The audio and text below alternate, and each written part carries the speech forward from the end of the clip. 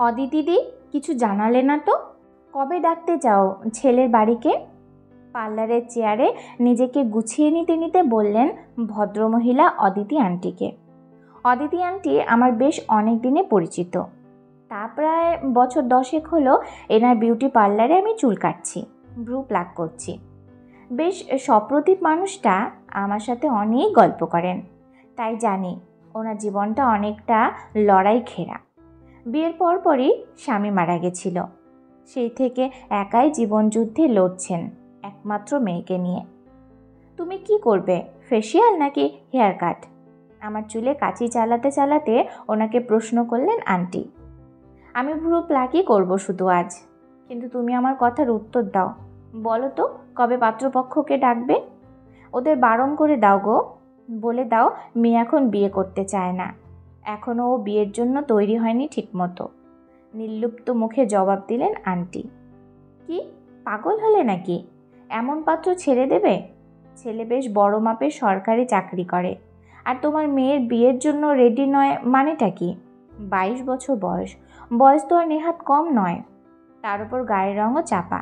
কিছু মনে করো না, সত্যি বলতে কি অসামান্য রূপসীও তো নয়।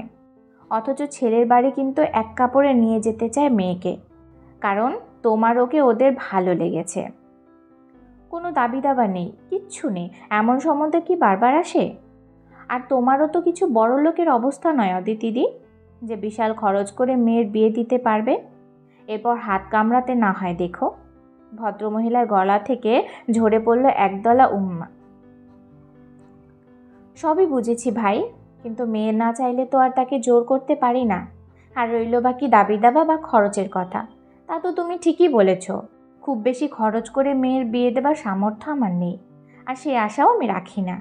মেয়েকে লেখাপড়া করিয়েছি, যদি কোনো কাজকর্ম জোটাতে পারে তবে নিজের বিয়েতে যতটুকু যা পারবে নিজেই খরচ করবে। হাসি মুখে জবাব দিলেন আন্টি। ভুল করছো অদিতিদি, একে তোমার জীবনে সমস্যার শেষ নেই। লোন করলে পার্লার বানিয়েছ, সে লোনই এখনও শোধাতে পারোনি। তার উপর ঘাড়ের উপর জোয়ান বিবাহযোগ্য মেয়ে। তোমার ভালোবাসি বলেই সম্বন্ধটা এনেছিলাম, আর এখনও বলছি, এভাবে হাতের লক্ষ্মী পায়ে ঠেলে ঠিক করলে না। মনে রেখো, কন্যাদায় কিন্তু মহাদায়। অদিতি আন্টি আর উত্তর দিলেন না। নিজের সহকারীকেও নির্দেশ দিলেন ওই ভদ্রমহিলার ভ্রু প্লাক করে দেবার। ভ্রু প্লাক শেষে টাকা মেটানোর সময় আবার বললেন ভদ্রমহিলা, ভেবে দেখো আর একবার, তোমার ছেলের কবে বিয়ে দিচ্ছ রুনা? এবার ওনাকে প্রশ্ন করলেন অদিতি আন্টি। আর বলো না, ছেলেটা এখনো চাকরিই জোগাড় করে উঠতে পারেনি একটা, বিয়ে কি করে করবে? আরও বছর 2 তো দেরিই আছে ধরে নাও। আমার মেয়েরও বিয়ে আরও বছর 2-3 পরেই দেব হয়তো, বললেন অদিতি আন্টি। দেখো যা ভালো বোঝো। চলে গেলেন ভদ্রমহিলা। উনি চলে যেতেই আমি প্রশ্ন করলাম, মেয়ে কি বিয়ের জন্য একেবারেই রাজি নয়? একবার একটু বুঝিয়ে দেখতে পারতে। ধুর, আমি ওকে এসব সম্বন্ধের কথা বলিনি।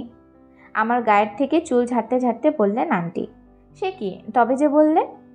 আসলে বিয়েটা আমি এখন দেব না, কারণ আমার মেয়ে এখনও কোনো চাকরি পায়নি, নিজের পায়ে দাঁড়াতে পারেনি। ওই তো রুনা নিজেই বলল তার ছেলে চাকরি পায়নি, তাই বিয়ের দেরি আছে বছর 2। তেমনি আমার মেয়ের বিয়েরও আরও 2-3 বছর পরেই হবে, ও চাকরি পেয়ে নিজের পায়ে দাঁড়ানোর পর। ছেলে হলে সে নিজের পায়ে দাঁড়িয়ে বিয়ে করবে, আর মেয়ে মানে সে পরনির্ভর হবার মনোবাসনা নিয়ে তড়িঘড়ি বিয়ের পিঁড়িতে বসে পড়বে। এমন যুক্তি আমি মানতে রাজি নই। তাহলে আর কেন পড়াশোনা, হাতের কাজ এসব শেখালাম ওকে? না, অফিসে কোনো মস্ত বড় চাকরি পেতে হবে ওকে এমন কথা আমি বলছি না। আমি শুধু চাই ও নিজের পায়ে দাঁড়াক।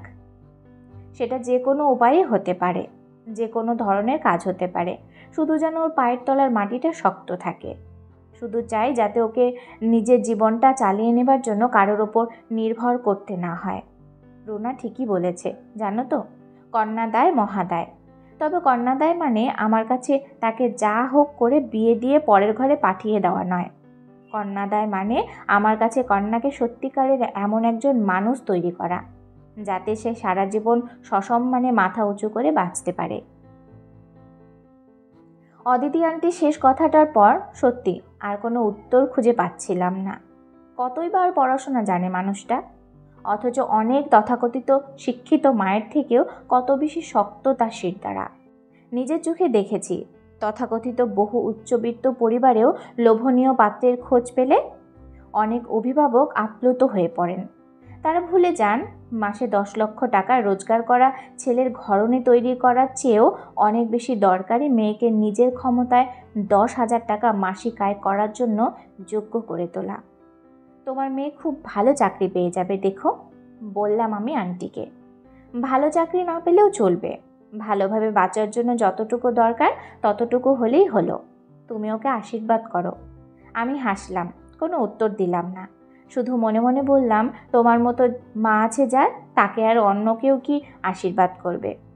স্বয়ং ভগবানই তো তাকে আশীর্বাদ করে পাঠিয়েছেন, তাই ও জিতবেই।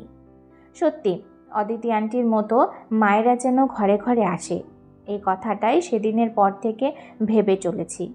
কারণ তাহলেই একদিন বদলে যাবে সমাজে কন্যাদায় শব্দটার অর্থ।